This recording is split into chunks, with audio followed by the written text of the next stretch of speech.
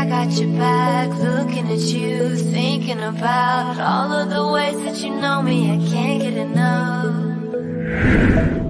We got the future, burning the past, good and the bad, making it last.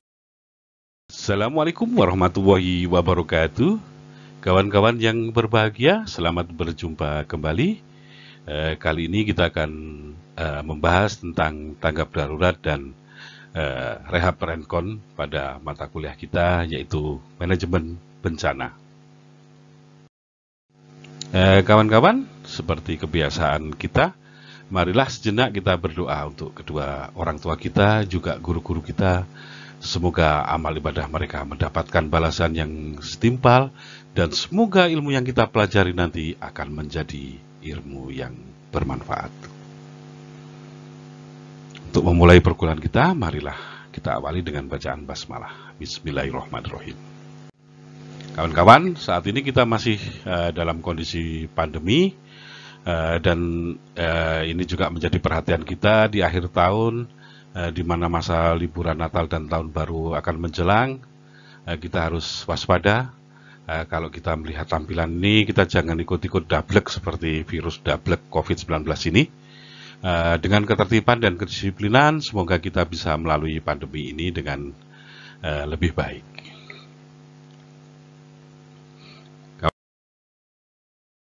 Kawan, perkuliahan kita kali ini adalah kawan-kawan mampu mengetahui manajemen kedaruratan bencana. Untuk memulai perkuliahan kita, kawan-kawan, marilah kita saksikan video singkat berikut ini. Setiap bencana umumnya memiliki pola atau siklus berulang, yang pada dasarnya terbagi menjadi 3 tahap, yaitu pra-bencana, saat bencana, dan pasca bencana. Penanggulangan bencana pada tahap saat bencana disebut dengan tanggap darurat bencana. Menurut Peraturan Kepala Badan Nasional Penanggulangan Bencana Nomor 4 Tahun 2008, yang disebut dengan tanggap darurat bencana adalah serangkaian kegiatan yang dilakukan dengan segera pada saat kejadian bencana untuk menangani dampak buruk yang ditimbulkan.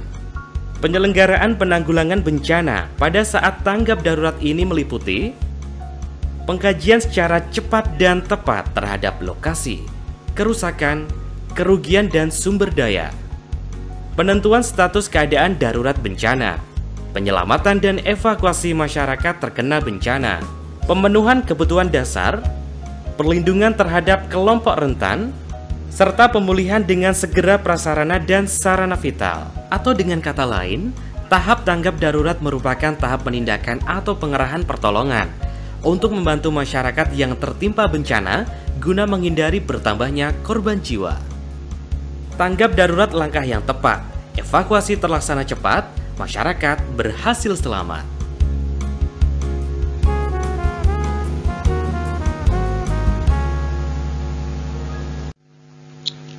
Kawan-kawan, demikian video singkat tadi, semoga sedikit membuka wawasan kita tentang apa yang akan kita bahas berikutnya.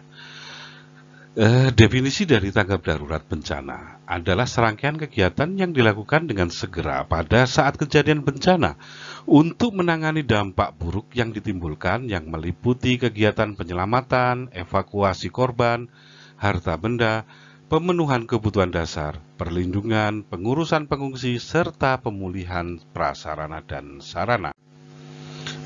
Konsekuensi dari kondisi tanggap darurat adalah di situ terdapat rangkaian kegiatan pada saat atau segera sesaat bencana yang dilakukan oleh lembaga pemerintah dan non-pemerintah untuk mengurangi bertambahnya dampak yang ditimbulkan akibat bencana tersebut.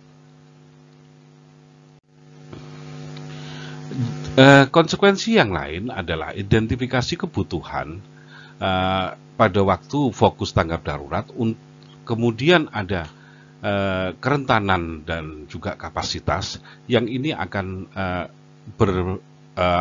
berdampak pada adanya dampak negatif, dan untuk menangani dampak negatif dan pemenuhan kebutuhan dasar. Hal ini tentunya akan bervariasi antara kebutuhan kelompok rentan dan kelompok non-rentan. Selanjutnya, manajemen tanggap darurat adalah seluruh kegiatan yang meliputi aspek perencanaan dan penanganan kedaruratan pada saat menjelang, saat darurat dan sesudah terjadi keadaan darurat, yang mencakup kesiapsiagaan darurat, tanggap darurat, dan pemulihan darurat. Termasuk di dalamnya adalah transisi dari darurat ke pemulihan, khususnya pemulihan dini.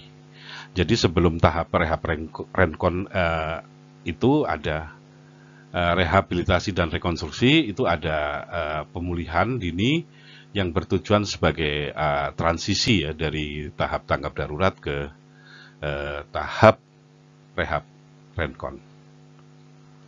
Selanjutnya kawan-kawan, posisi manajemen tanggap darurat ini kalau kita lihat dari siklus bencana adalah dimulai sejak adanya tanda-tanda kemungkinan akan terjadi bencana, tahap kesiapsiagaan darurat, kemudian ada tahap tanggap darurat sampai dengan transisi dari kondisi darurat ke pemulihan. Kalau kita melihat jadi pada gambar pada tampilan ya, pada tanggap darurat ini, pada kondisi tanggap darurat, fokus utamanya adalah memang di tanggap darurat, tetapi pencegahan dan mitigasi serta kesiapsiagaan juga diperlukan. Artinya kemungkinan ada bencana susulan, kemungkinan ada dampak-dampak lain juga harus diperhitungkan dari suatu bencana sehingga tidak menimbulkan bencana yang baru. Di sini juga digambarkan tahap pemulihan atau rekonstruksi, tahap rehab rekon, itu juga mulai dilakukan, yaitu seperti yang tadi melalui pemulihan dini. Oke, selanjutnya kawan-kawan. Aspek-aspek yang mendesak pada waktu tanggap darurat atau manajemen darurat yang perlu diperhatikan adalah waktu yang sangat mendesak. Semua keputusan berisiko tinggi, kebutuhan lebih besar dari kemampuan, kemudian adanya kewenangan koordinasi yang kabur. Jadi kalau kita melihat waktu sangat mendesak karena bencana sudah terjadi, korban sudah ada, sesegera mungkin waktu diperlukan untuk bertindak dengan cepat dan tepat. Semua keputusan bisa berisiko tinggi, artinya keputusan memang harus melalui perencanaan yang baik sebelumnya, sehingga resiko yang ditimbulkan diharapkan tidak ada atau seminimal mungkin. Kemudian kadang bencana itu datang lebih besar sehingga kebutuhan yang ada di suatu daerah, misalnya logistik dan lain sebagainya, mungkin kebutuhannya lebih besar dari kemampuan dari daerah itu untuk menyediakan. Kemudian karena persiapan seperti kita pada tahap sebelumnya kita membahas tentang rencana kontingensi, kemudian pada waktu bencana itu terjadi, bencana itu meletus, kadang terjadi kepanikan dan lain sebagainya sehingga koordinasi akan menjadi kabur. Ini beberapa aspek yang harus kita perhatikan dalam manajemen tanggap darurat. Kawan-kawan, tujuan dari manajemen tanggap darurat adalah yang pertama, mencegah bertambahnya jumlah korban dan kerusakan. Kemudian meringankan penderitaan, dan penyintas mendapatkan perlindungan dan hak-hak dasarnya. Kemudian adalah stabilisasi kondisi penyintas, mengamankan aset vital atau fasilitas kunci. Kemudian menyediakan pelayanan dasar, yang selanjutnya meringankan beban masyarakat setempat yang tidak terdampak bencana dan memastikan hak-hak kelompok rentan. Jadi pada waktu bencana kan kadang kawan-kawan terjadi pengungsian. Nah, pada waktu terjadi pengungsian ini, kelompok masyarakat atau komunitas yang tidak terdampak secara langsung pasti akan juga merasakan dampaknya pada waktu terjadi pengungsian. Disinilah peran pemerintah untuk di samping kegotong royongan masyarakat, pemerintah juga harus memastikan dirinya hadir dalam rangka meringankan beban masyarakat. Selanjutnya kawan-kawan, proses manajemen tanggap darurat yaitu ada dua. Yang pertama adalah siaga darurat, ditetapkan setelah adanya tanda-tanda darurat bahwa kemungkinan besar bencana segera terjadi. Kemudian yang selanjutnya adalah penyiapan operasi tanggap darurat. Bila sudah ada renkon, dapat dirubah dan diaktifkan menjadi renop atau rencana operasi. Sesegera mungkin dilakukan tindakan koordinasi untuk melakukan beberapa hal berikut. Yang pertama, tentunya sesuai renkon bila sudah ada, adalah mengaktifkan sistem komando penanganan darurat bencana. Kemudian yang berikutnya adalah aktivasi posko, di mana Pusdalop dapat dijadikan menjadi pos komando bila sudah ada pusdalop. Selanjutnya atau bila belum ada juga dapat ditunjuk tempat lain yang representatif. Yang selanjutnya adalah penugasan tim reaksi cepat atau TRC, di mana hasil kaji cepat akan menjadi acuan untuk melakukan operasi tanggap darurat. Perencanaan operasi didasarkan rencana kontingensi dan disesuaikan dengan hasil kaji cepat dari TRC. Kemudian, operasi tanggap darurat melibatkan unsur pemerintah dan pemerintah yang dikoordinasikan, dikendalikan, dan dikomandani oleh Komandan SKPDB. Pemulihan darurat dilakukan seiring operasi tanggap darurat berupa perbaikan prasarana dan sarana vital. Kawan-kawan, ternyata pada kondisi tanggap darurat akan ditemui beberapa hambatan-hambatan. Yang pertama adalah tidak adanya kesiapan, misal belum memiliki rencana kontingensi. Tidak adanya peringatan dini atau peringatan dini tidak bisa menjangkau seluruh masyarakat terdampak. Kemudian yang paling sering terjadi adalah informasi yang membingungkan atau hook. Kemudian sasaran atau target pemberian bantuan yang tidak jelas.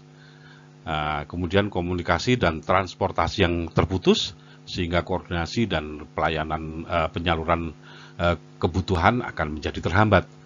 Kemudian adanya kegagalan dalam berkoordinasi, saling menunggu dan saling menyalahkan. Ini makanya dibutuhkan betul suatu organisasi yang bagus, yang solid, serta perencanaan yang menyeluruh. Kemudian kebutuhan sumber daya dan lingkup bencana yang besar.